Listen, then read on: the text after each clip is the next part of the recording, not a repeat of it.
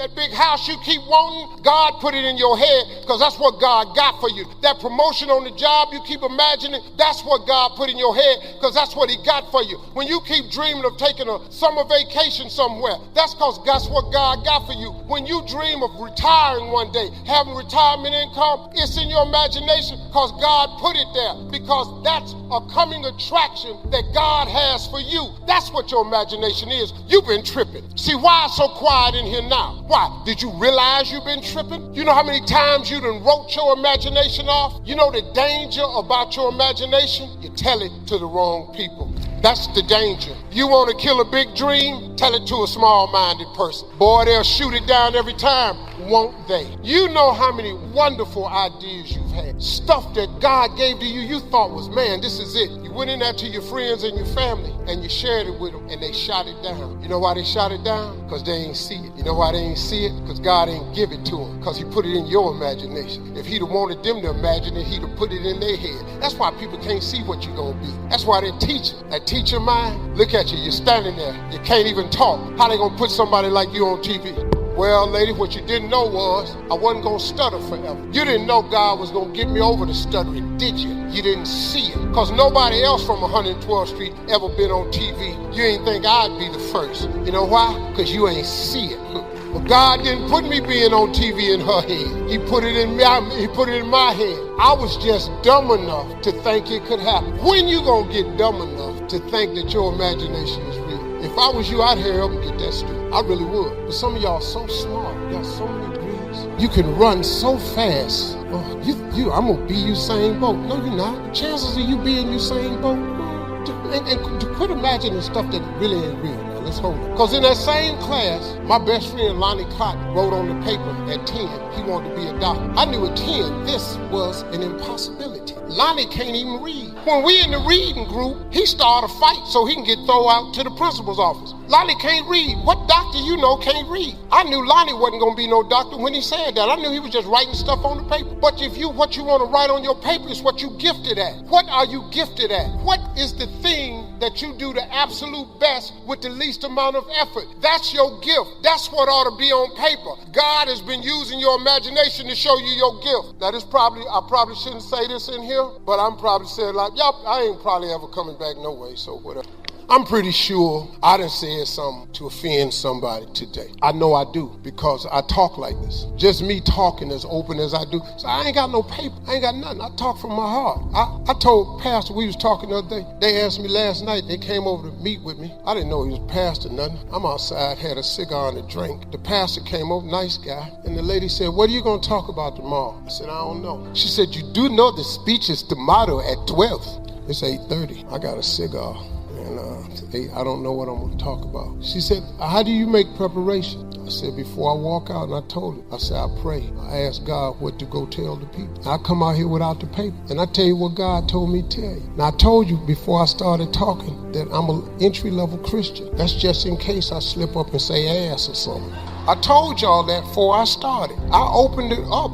Didn't I say that? Because I know once I get to flowing, I can't watch what I'm doing. I'm just going to talk like I talk. You know, I've been put off a lot of stuff. Like I said a minute ago, I'm probably not coming back. I don't appreciate him talking about the Lord that much. Oh, okay, well, don't have me back. I didn't like the jokes. We're here for motivation. I didn't like the jokes. Well, okay, whatever. I'm telling you, somebody going to find something wrong with it. Somebody always finds something wrong with what you're doing, even if it's okay.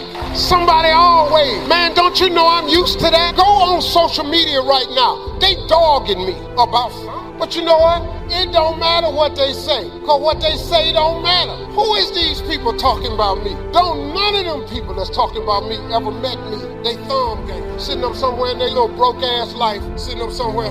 All you got is a cell phone. They did an article on me one time talking about Steve Harvey buys expensive cars. I told you I used to live in cars. That don't make no sense to you. Yeah, I buy expensive cars. Why you buy expensive cars? Because I used to live in them. What does that have to do? I say, because if all this go away, I'm living in that Rolls Royce right there. Hey man, I still have a hood mentality. You remember I told you a minute ago, don't try to change yourself, because you ain't got to change. You know God gonna work with you just the way you are. Somebody say, well, if you're gonna mention God, you need to stop all these jokes. That's what I do. I tell jokes. I tell jokes for a living. You know how much money I done made telling jokes. I told the dude when he hired me, I use humor because I hold people's attention with humor. See, Bill Cosby told me, okay, probably shouldn't have said that. I'm going to have to get another mentor. I'm going to have to start using other people as examples. Somebody interviewed me one time. Saw a picture with me and Bill Cosby. Bill Cosby got my sons in Morehouse. This lady said, you're still friends? How could you be friends with Bill Cosby? I said, because we was friends. How could you be friends with a man like that? I ain't know none of this. What is you talking to me for? I got the news when you got the news. He ain't never saying nothing to me about this. I had never heard of this. Well, are you still friends with him? I said, yeah. I find that despicable. I stopped and I said, man, can I ask you something? You ain't got no friends ever done something real messed up? My brother did something real messed up one time. He's still my brother. Still went on there to see him. I got friends that done something messed up. I got a partner in jail doing 3 life sentences. Still holler at him. He called me the other day. I'm waiting on him. You have a collect call from state penitentiary. I didn't hear that. Steve, what's up? I said, man, what's happening? Man, it's me, dog. I said, man, what's happening? You out? He said, no. I said, what you calling me on? I got a cell phone. Click. I gotta hang this phone up, because when they find that cell phone, they can't trace numbers, and all of a sudden Steve Harvey numbers show up. I can't talk to this fool in here doing 3 life sentences with no damn cell phone. I had to change my number. Man, you got to be crazy. You can't call me. You're doing 3 life sentences. I'm famous. I can't be talking to you. Then he gonna call my other partner. Man, I can't believe Steve hung up on me. What is it that you can't believe? So yeah, Bill Cosby was still my friend. But he taught me something. He said, Steve, when you have the ability to make people laugh, you have their undivided attention. He said, once you have their undivided attention, you can slide them messages. But you gotta be smart with the messages you slide. So I decided once I got out of comedy, what message could I slide them and still do my comedy? What better message than faith and hope? While you sitting in this room trying to get to the next level, listen to me. There will be no more levels for you unless you get to the next level of your faith. There ain't no more levels for you, partner. You where you at. But listen to me. Quit. You know why I didn't want to be a person of faith? Because I was afraid that God was going to have me doing something that I didn't want to do. You know, I didn't want to go knocking on doors. Jesus loves you. People hiding behind couches, treating me like I'm a Jehovah's Witness. You know how they do. Ding dong.